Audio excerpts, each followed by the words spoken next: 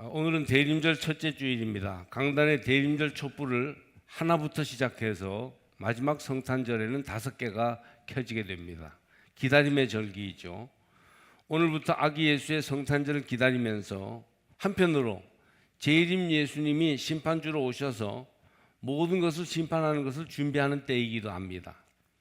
대림절기는 그래서 2가지 흐름이 함께 존재하고 있습니다. 하나는 아기 예수 나신 성탄을 준비하는 즐거움과 희망의 절기이고, 한편으로는 시대의 종말을 준비하며 회개하고 주님께로 돌아감을 다짐하는 재림을 기다리는 절기입니다. 초림 예수와 재림 예수를 기다리는 기다림의 사이에 오늘 우리가 놓여 있다, 이렇게 볼 수 있습니다. 초대교회 성도들은 자기들이 살아생전에 재림 예수가 구름 타고 세상에 오신다고 믿었습니다. 임박한 종말 신앙을 가진 것이죠. 당시 예수님 승천을 보기 위하여 거기 선 자들 중에 다시 오시는 것을 볼 자들도 있다고 믿었습니다. 그러나 세월이 많이 흐르고 예수님과 함께 복음을 전하고 병을 고쳐주던 제자들과 사도들도 거의 죽어가는데 예수님은 재림하지 않으셨습니다.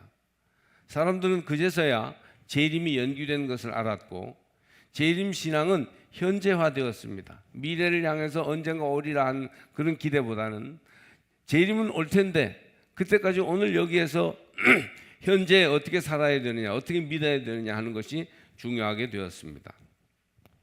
구름 타고 나팔 불며 오시는 재림 예수님을 기다리기는 하지만 언제 오실지, 그 재림이 늦어지고 있으니까 현재의 생활을 바르게 하며 지금 여기에서의 믿음을 중요하게 여기는 방향으로 나가게 됩니다. 그래서 베드로 후서에서는 이런 말씀을 하였어요. 사랑하는 자들아, 주께는 하루가 1000년 같고 1000년이 하루 같은 이 한 가지를 잊지 말라. 주의 약속은 어떤 이들이 더디다고 생각하는 것 같이 더딘 것이 아니라 오직 주께서는 너희를 대하여 오래 참으사 아무도 멸망하지 않고 회개하기에 이르기를 원하시느니라. 재림 신앙이 새롭게 그 영역이 넓어졌어요. 그래서 현재의 믿음이 중요해졌습니다. 이 기다림의 절기는 이렇게 재림을 기다리면서 동시에 아기 예수가 오셔서 평화의 왕으로 온 세상을 다스릴 것을 믿는 희망과 화요의 절기예요. 그래서 예수님과 동행하는 그리스도의 사람들은 아무리 어려워도 희망과 소망을, 희망과 기쁨을 가지고 주어진 삶을 감당해 나가는 것입니다. 예레미야가 남유다 왕국에서 예언자로 활동할 때 그는 주로 유다와 수도 예루살렘이 바벨론 제국에 의해서 멸망할 것을 예언하면서 임박한 하나님의 심판을 예언했습니다. 예레미야에 따르면 유다가 바벨론에 의해서 망하는 것은 하나님께서 정해놓으신 사실이었어요. 그들의 죄가 가득 찼기 때문에 이제 피할 수 없는 것입니다. 그러니 바벨론에 대항하지 말고 하나님의 심판을 달게 받아야 하는 것입니다. 바벨론 군대는 1년 반이나 예루살렘을 포위하고 있었고, 선지자 예레미야도 유다 사람들로부터 유다의 멸망을 예언했다는 이유로 민족 배반자라는 오해를 받아 시위대 뜰 지하 감옥에 갇혀 있었어요. 예레미야 입장에서는 나라도 망해가고 개인도 기가 막히게 어둡고 힘든 세월을 살고 있었던 것입니다. 예레미야는 이때 하나님의 심판을 예언하면서 동시에 그 이후에 장차 임하게 될 구원과 회복을 당당히 선포합니다. 유다는 결국 멸망할 테지만 심판의 때가 지난 후에 진정한 구원과 회복이 임할 것이다, 그런 메시지가 있었어요. 예레미야는 그날이 온다고 과감하게 외칩니다. 여호와의 말씀이니라. 보라, 내가 이스라엘 집과 유다 집에 대하여 일러준 선한 말을 성취할 날이 이르리라. 그날 그때에 내가 다윗에게 한 공의로운 가지가 나게 하리니 그가 이 땅에 정의와 공의를 실행할 것이라. 그날에 유다가 구원을 받겠고 예루살렘이 안전히 살 것이며 이 성은 여호와는 우리의 의라는 이름을 얻으리라. 오늘 본문 말씀이죠. 다윗에게서 한 공의로운 가지가 나게 하겠다는 것이 오늘 예레미야 말씀의 핵심이에요. 다윗에게서 태어날 가지라는 말씀은 신약으로 연결시켜 볼 때 예수 그리스도라고 우리는 짐작하고 있는데, 예레미야도 그렇게 생각했을까요?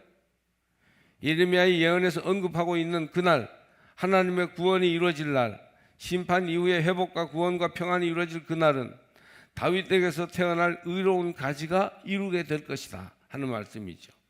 이사야도 11장 1절에서 이새의 줄기에서, 이새는 다윗의 아버지 이름이에요. 이새의 줄기에서 한 싹이 나며 그 뿌리에서 한 가지가 자라서 열매를 맺는다고 예언했습니다. 다윗의 가문에서 새롭게 돋아날 그 가지가 누구입니까? 이 세상의 공의와 평화를 이루어줄 메시아는 도대체 누구입니까? 여러분은 답을 알고 계시죠? 남유다가 바벨론 제국에게 멸망하던 그 시기에 예레미야는 파멸의 어둠을 뚫고 구원을 이루어줄 메시아의 도래를 예언하였습니다. 심판은 피할 수 없이 임박하였다. 그러나 심판 이후에 구원이 임할 것이다. 그 메시지가 예레미야의 메시지입니다. 먼저 예레미야의 오늘 말씀의 배경이 되는 상황은 하나님의 심판이에요. 우리는 보통 심판을 잘 얘기하지 않습니다. 위로와 축복만 얘기하지. 심판 그런 거 너무 무서워 싫어 그렇게 생각하는데 심판이 엄연한 현실임을 성서는 말합니다. 하나님 말씀대로 살지 않고 우상을 숭배하며 하나님을 바르게 예배하지 않았던 유다를 향하여 하나님의 심판은 피할 수 없이 되었다는 것이 예레미야의 가을서리 같은 냉철한 예언입니다. 그렇습니다. 심판은 있습니다. 우리도 하나님의 말씀대로 심판을 믿고 있습니다. 이 시대도 하나님의 심판이 다가오고 있어요. 바로 믿지 않고 바로 살지 못하는 우리에게 하나님은 심판을 선언하십니다. 그러므로 여호와께로 이제 돌아와야 합니다. 하나님의 말씀의 가르침으로 돌아와야 합니다. 이대로 살아서는 안 됩니다. 내가 잘못 믿고 잘못 사는 이 세대를 응징하겠다. 예언자의 공의로운 말씀을 외면해서는 안 된다 하는 메시지가 오늘 우리에게도 해당하는 말씀인 줄로 믿습니다.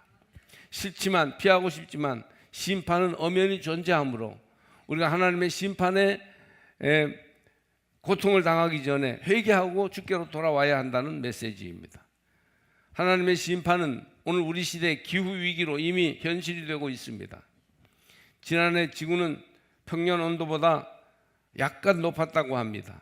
불과 0. 몇 되는 작은 온도 변화인데도 지구의 해수 온도가 좀 상승되고 그에 따라서 북극의 냉기류가 다르게 움직여서 올해 이미 기록적인 11월 폭설이 엊그제 내렸고 이보다 더한 폭설이나 기후변화가 여러 번 생길 가능성이 있다고 합니다. 우리는 단단히 준비하고 이번 겨울을 맞이해야 합니다. 폭염, 폭설, 홍수의 이상기후가 사람들을 괴롭히고 다치게 하고 죽이는 일이 셀 수도 없이 일어나고 이산화탄소 증가로 지구온도가 높아지면 북극, 남극이 녹고 해수면이 올라와서 지구의 위기가 닥친다는 것은 상식이 되었어요. 이것을 다 예상하면서도 힘 있는 나라부터 지구를 살리는 일에 참여하지 않고 있습니다. 심판이 임박하였습니다. 지진을 비롯한 자연재해도 있습니다. 마가복음 13장 8절에 민족이 민족을 나라가 나라를 대적하여 일어나겠고 곳곳에 지진이 있으며 기근이 있으리니 이는 재난의 시작이니라고 했습니다. 환태평양 불의골이라고 알려져 있는 지진 가능 지역의 위험은 옛날부터 계속되었는데 최근 5, 60년 사이에 일어났던 지진의 수가 이전 2000년보다 월등히 많다고 합니다. 저도 이 기사를 보고 깜짝 놀랐어요. 지진은 일본뿐 아니라 우리나라와 중국에도 자주 일어나는 일이 되었습니다. 우리나라는 지진 안전지구라고 말하는 것도 옛날 말이에요. 그 지진들이 지금 자꾸 위협적으로 스쳐 지나가고 있습니다. 지난 주간 수요일 27일 새벽부터 이스라엘과 레바논 무장정파 헤즈볼라 사이에는 60일 휴전이 시작되었습니다. 참 반가운 일이죠. 그렇지만 가자 지구의 팔레스타인 하마스와 이스라엘 사이에도 평화가 있으리라는 기대를 하기에는 아직 이르다고 합니다. 덜 위험한 레바논 헤즈볼라하고는 휴전을 했지만 정말 처음부터 싸우기 시작했던 하마스하고는 휴전을 못했어요. 민족 사이, 나라 사이에 전쟁이 그칠 사이가 없습니다. 팔레스틴과 이스라엘에, 우크라이나에, 그 밖에 여러 지역에 전쟁이 계속되고 있습니다. 여러분 이거 어떻게 생각하세요? 심판이 임하고 있습니다. 우리나라도 72년째 휴전이지만 아직 전쟁 중이에요. 트럼프와 김정은이 대화할지 모른다고 하는데 쉽지 않은 것 같습니다. 또 그들이 대화하는 걸 우리가 무슨 큰 희망을 가지겠습니까? 기근과 지진, 전쟁이 걷잡을 수 없이 일어나는데 이것이 바로 종말 재림의 징조입니다. 전쟁과 환경오염, 핵위협 등 인간은 재앙을 만들어 스스로 하나님의 심판을 시행하는 중입니다. 노아의 때와 같이 인자의 임함도 그러하리라. 홍수전에 노아가 방주에 들어가던 날까지 사람들이 먹고 마시고 장가들고 시집가고 있으면서 홍수가 나서 그들을 다 멸하기까지 깨닫지 못하였으니 인자의 임함도 이와 같으리라. 마태복음 종말장 24장 37절 38절 말씀입니다. 먹고 마시고 시집가고 장가들고, 이게 무슨 잘못된 일이 아니죠. 우리의 사는 일상의 일이에요. 평범한 일입니다. 그런데 이런 평범한 일상생활에 파묻혀서 사느라고 하나님의 심판과 재림이 임박하였음을 준비하지 못했다는 얘기예요. 하나님의 신부다운 영적 준비와 신앙적 자기관리가 없습니다. 이게 문제예요. 살 빼고 예쁘게 하기 위해서, 육체를 위해서는 운동도 하고 식이요법 시술도 하고 아주 깨어 있어요. 육체를 위해서는. 그러나 자기 관리를 엄청나게 하는데 반해서 하나님 앞에서는 성도로서 신앙적 자기 관리는 너무 소홀히 하는 거예요. 안 하죠. 신앙적 관리를 하지 않습니다. 깨어 기도하지도 않고 스스로를 바르게 하고자 노력하지 않습니다. 심판이 임박하였습니다. 아멘. 이게 뭔 소린가 그러지 마시고, 심판이 임박하였어요. 우리는 이 징조를 보면서 하나님의 심판이 다가오고 있음을 알아야 합니다. 재림을 거저 기다리는 게 아니고 심판이 내게 다가오고 있다. 이런 영적 긴장감을 가지고 근신하며 이 말씀을 들어야 하는 것입니다. 영적으로 깨어 회개하고 바로 믿고 바로 사는 생활을 통하여 종말을 준비하는 지혜로운 성도들, 자기 관리, 영적 관리를 잘하는 성도들이 되시기를 바랍니다. 이 심판의 그림자를 제치고 한 공의로운 가지를 다윗에게서 나게 하십니다. 그날 그때에 내가 다윗에게서 한 공의로운 가지가 나게 하리니 그가 이 땅에 정의와 공의를 실행할 것이라. 15절 말씀이죠. 다윗의 가문에서 새롭게 돋아날 그 가지는 누구입니까? 이 세상의 공평과 정의를 실현할 메시아는 누구입니까? 신약 성서 마태복음 1장 1절 아브라함과 다윗의 자손 예수 그리스도의 계보라라는 말씀으로 새로운 언약의 시대가 시작됩니다. 예수가 그리스도십니다. 예수가 메시아입니다. 예수가 심판으로 가득 찬 이 땅 위에 희망을 전해줄 구주가 되십니다. 다윗 가문 하나님 언약의 백성들이 역사를 뚫고 임하실 진정한 구원자, 바로 예수가 그 가지요 싹이에요. 예수에게서 모든 생명의 역사, 구원의 역사, 희망의 역사가 돋아날 것입니다. 본문은 유다가 결국 망할 테지만 심판의 때가 지난 후에 진정한 구원과 회복이 임할 것을 예언합니다. 옛 이스라엘은 멸망하지만 새 이스라엘의 역사가 동토옵니다. 예수 그리스도가 그 역사를 이으실 것입니다. 예레미야는 외칩니다. 그날이 온다. 그날은 어떤 날일까요? 하나님께서 이스라엘 집과 유다 집에 대하여 일러준 선한 말을 성취할 날입니다. 그 선한 말, 14절에 나오는 그 말씀, 하나님이 이스라엘 멸망 이후에 새 이스라엘과 맺을 무엇인가를 위해 하신 그 말씀, 즉 새 언약은 바로 신약을 가리킵니다. 구약은 옛 언약, 이스라엘 백성들이 시내산에서 하나님과 맺은 계약이고, 그 계약은 이스라엘의 범죄와 멸망으로 파기되었어요. 그래서 심판받은 이스라엘의 역사를 반복하지 않고 새로운 계약을 맺기로 하셨습니다. 그 계약은 예수 그리스도의 십자가 사건으로 이루어지는 계약입니다. 다윗 집에서 한 공의로운 가지가 태어날 그날이 올 것이다. 그러므로 예수 안에 열려진 새로운 역사에 동참하는 성도들이 되시길 바랍니다. 이 대림절 기다림의 계절은 하나님의 심판이 임박하였음을 생각하면서 우리가 그 하나님의 임박한 심판 앞에서 근신하고 깨어있어 믿음을 새롭게 함으로 예수 그리스도가 여실 새로운 희망의 역사를 바라보고 그 역사의 발걸음에 함께 동참하는 시간들입니다. 지금 예레미야 선지자가 활동하는 시대는 유다의 마지막 세 왕 여호야김, 여호야긴, 시드기야의 시절입니다. 여호야김은 선왕 요아스의 아들 중 하나로서 11년 동안이나 유다를 다스리면서 위기 관리를 해온 왕이에요. 나라가 바람 앞에 등불같이 위기였는데 그냥 쩔쩔매면서 나라를 위해서 헌신했던 왕이 여호야김입니다. 그러나 그는 하나님을 더욱 확고히 선택하여 언약의 백성답게 이끌지 못하고 애굽과 바벨론 양쪽 눈치를 살피면서 나라를 다스려 왔어요. 노력은 했지만 미흡했던 믿음이었죠. 8년은 애굽에 조공을 바치고 주전 605년 달그미스라고 하는 곳에서 결정적인 전쟁을 애굽과 바벨론이 치르는데 그 전쟁에서 바벨론이 대승하고 애굽은 져버렸어요. 그래서 그때부터 바벨론의 패권이 이제 시작되었는데 그렇게 되니까 여호야김은 마지막 3년을 스스로 바벨론의 속국이 되어서 조공을 바치며 눈치를 보며 사는 겁니다. 그때 이미 모든 성전 집기들과 중요한 사람들은 다 끌려갔습니다. 이제 여호야김은 폐위가 되고 그 동생 여호야긴을 왕으로 삼은 바벨론은 그 동생도 마음에 안 들었든지 4개월 만에 그를 폐위시키고 말았어요. 완전히 지들 마음대로 주물럭거리는 거예요. 시드기야는 마지막 왕으로 봉쇄된 예루살렘 1년 반 동안 예루살렘을 포위하고 있어서 바벨론에게 좀 끽소리 해보다가 이제 망하게 됐죠. 그래서 견디다 못해 너무 배고프고 힘드니까 봉쇄를 풀고 도망하다가 잡혔어요.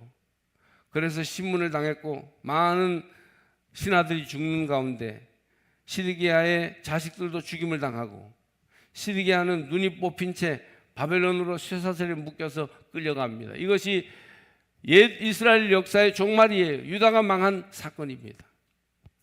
이런 어둠과 파멸의 역사 한가운데에서 하나님의 심판과 공의로운 언약은 실현되고 있었습니다. 여러분, 하나님은 망해가는 이스라엘을 통해서도 새로운 역사의 다윗의 가지에서부터 나오는 새로운 역사를 여셨던 것입니다. 믿는 이들이 작은 시험이 닥쳐올 때 견디지 못하고 금방 넘어져서 믿음을 포기하거나 인생 자체를 자포자기 하기도 하는데 이것은 어리석은 것이에요. 하나님이 살아계십니다. 하나님이 역사를 주관하십니다. 하나님 우리 인생의 수레바퀴를 인도하고 계십니다. 그러므로 우리는 절망하지 말고 하나님과 함께 일어서야 하는 것이에요. 물도 없고 빵도 없는 세월을 광야길 가운데에서 보낸다 해도 우리의 하나님, 역사를 주관하시고 인생을 내신 하나님이 결국 우리의 구원을 이루어 주시는 줄 믿습니다. 16절을 보세요.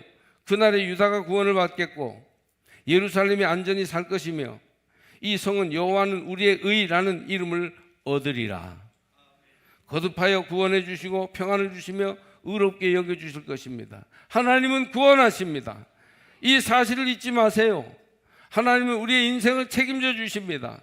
우리는 모든 것이 갖춰 있고 하나님이 안 계셔도 되는 정도의 넉넉하고 여유로운 상태에서 구원을 말하는 것이 아닙니다. 이스라엘과 유다의 멸망 시기처럼 모든 것이 다 땅에 떨어지고 위기에 빠졌을 때에도 어둠과 죽음의 권세가 우리를 몰아갈 때에도 이때에도 하나님의 살아계심으로 희망을 가지는 것이 바로 믿음이에요. 그런 믿음을 가지시기 바랍니다. 하나님은 지금 여기에서 어둠과 메마름과 고통의 한가운데에서 광야 한가운데에서도 우리를 구원하십니다. 우리를 일으켜 주십니다. 우리를 지켜주십니다. 오늘 예레미야 이 말씀은 선지자가 시위대들 지하 감옥에 갇혀 있을 때 임하신 여호와의 말씀이에요. 나라는 멸망되고 개인은 지하 감옥에서 고통과 갈등의 한가운데 빠져 있습니다. 어둡습니다. 그러나 하나님이 살아계시어서 우리 인생의 주님이 되시기 때문에 우리는 희망의 싹을 키워낼 수 있습니다. 하나님으로부터 시작하세요. 하나님이 우리의 인생을 바로 세워주십니다. 우리는 결코 그 소망을 저버리지 않고 이루시는 하나님의 은혜 속에 굳게 설 수 있을 것입니다. 하나님이 역사를 이끌어 가시며 우리 인생을 책임져 주십니다. 메시아에 오시면 백성들에게 큰 기쁨이에요. 그날에 유다가 구원을 받겠고 예루살렘은 안전히 살 것이며 이 성은 여호와는 우리의 의라는 이름을 얻게 됩니다. 지금 오늘 설교에서 이 말씀을 3번째 인용하는데도 지루하지 않아요. 왜냐하면 여호와의 날은 포로되었던 백성들에게 구원의 날이며 버려진 예루살렘에게 회복의 날이고 모든 것이 원래 자리를 되찾는 날이기 때문입니다. 성도에게는 기쁨과 안식을 회복하는 날이에요. 여러분, 저는 나를 포함하여 우리 시대 많은 사람들이 육체의 정욕과 물질의 풍요로움에 완전히 포로잡혀 있지 않는가 생각합니다. 육체와 돈이 현대의 바벨론이에요. 저는 말씀에 의지하여 여러분이 이 욕심과 집착의 생활에서 한 걸음만 물러서라고 권면합니다. 여러분이 붙잡혀 있고 집착하고 집중하고 있는 그 생활 방식에서 한 걸음 뒤로 물러서시기를 바랍니다. 우리는 지금 엄청나게 누리며 살고 있어요. 부족한 게 아니에요. 결핍하지 않습니다. 우리 개인이 먹고 입고 사는 게 조선시대 왕보다 더 잘 먹고 사는 거 아세요? 그러니 조금 욕심과 집착을 내려놓고 주님 바라보고 주님에게서부터 시작하세요. 얼마든지 우리 인생을 되돌려 놓을 수 있습니다. 욕심과 집착을 내려놓고 주를 바라보십시오. 주님으로 만족하십시오. 주님이 오셔서 진정 내 삶의 주인이 되시면 우리는 평안을 되찾을 것이며 구원을 누릴 것입니다. 하나님의 백성에게 주님이 오신다는 것은 구원과 회복이요 평안과 안식입니다. 주님께서 우리 삶에 들어오셔서 동행해 주시고 일하실 때 아무리 힘든 일이 있고 광야 같은 인생이 된다 할지라도 구원을 얻고 생명을 얻게 됩니다. 어둠에 있던 우리가 빛을 얻게 돼요. 요한은 예수 안에 생명이 있는데 그 생명은 사람들의 빛이라 하였습니다. 요한복음 1장 4절 말씀. 그 이름을 믿는 자에게 하나님의 자녀가 되는 권세를 주셨습니다. 다윗의 계보에서 한 공의로운 가지 생명의 싹이 나게 하십니다. 여러분, 주의 오심을 기다리는 성탄 준비 계절에 몸을 입고 평안과 공의로 오시는 주님을 여러분의 주님으로 맞이하시기를 바랍니다. 주님으로부터 시작하세요. 위대한 삶, 변화된 삶이 나타날 것입니다. 다른 어떤 욕심과 집착이 내 마음에 너무 많아서 주님을 자꾸 밀어내고 있는 것은 아닌가 돌아보셔요. 아기 예수님 이 세상에 오시던 날에도 사관에 누일 곳이 없어서 아기 예수님 누울 작은 자리조차 없어서 마구간 말구유에 누이셨던 거 아닙니까? 2024년 이 겨울도 이 성탄의 계절도 우리는 예수님을 그렇게 한 데다 내몰고 있는 것은 아닌지를 돌아보셔야 합니다. 내 안에 예수 모시고 주인 삼으면 정말 내 생활이 달라질 것이고 거기에 구원과 평안이 임할 것입니다. 이 기다림의 계절에 우리는 계속 예수님을 모신 데 머물러 있는 것이 아니고 예수 그리스도와 교제해야 합니다. 신앙생활의 핵심은 예수님과의 교제, 예수님과의 동행이에요. 말씀을 깊이 듣고 적용하여 생활하다 보면 주님이 가깝게 느껴지고 주님이 내 옆에 계신 것을 알게 되고 주의 뜻이 무엇인지를 깨닫게 됩니다. 내가 무슨 어두운 길을 가더라도 겁나지 않고 든든한 것이에요. 주님이 내 안에 계시기 때문이죠. 그래서 주님과 항상 동행하고 대화를 나누고 이렇게 교제를 하다 보면 우리의 믿음이 강해지고 하나님의 능력이 나타나게 되는 것입니다. 주님이 내 안에, 내가 주님 안에, 이런 주님과의 영적 교제가 이루어지시기를 축복합니다. 내가 주님 안에 말씀으로 들어가 있고 주님이 내 안에 들어와 계시고 이렇게 해서 주님과의 연합이 이루어지면 딱 주님과 단단히 묶여져 있게 되면 점점 주님과의 교제를 통해서 믿음의 능력을 얻게 되고 이런 교제가 깊이 이루어지다 보면 나중에는 주님과 같아지는 주님과의 일치가 이루어지기까지 되는 것입니다. 무엇보다 이 강림절기에 기도하며 하루하루를 보내십시오. 근심하고 걱정하며 남과 비교하고 남에게 인정받느라 안달하고 에너지를 다 쓰지 말고 내 형편을 하나님께 다 아뢰고 주의 뜻을 묵상하고 적용하면서 도우심을 구하면 하나님이 어느덧 내 안에 오셔서 나를 도와주십니다. 하나님께서 내 인생길에 홀로 가게 하지 않고 우리와 동행해 주십니다. 이런 은혜가 임하도록 주님과 교제하시기를 축복합니다. 이 성탄의 계절에 꽃을 등불을 달고 성탄 캐롤을 부르고 성탄 나무를 장식하고 하는 거 다 좋지만 예수님을 여러분 속에 모셔야 참된 성탄이 되는 것입니다. 성경은 약속과 성취의 이야기입니다. 구약을 약속의 책으로, 신약을 성취의 책으로 구분하여 말합니다. 이 사이에 필요한 믿음은 바로 기다림의 믿음이에요. 약속이 성취되기까지 우리는 기다림으로 이 날들을 채울 때 온전한 그리스도인으로 하나님 나라의 백성이 될 수 있습니다. 지금은 다윗에게서 태어날 가지 메시아 예수를 바르게 기다림으로 온전히 구원을 이룬 하늘 백성의 이야기를 써가야 할 때입니다.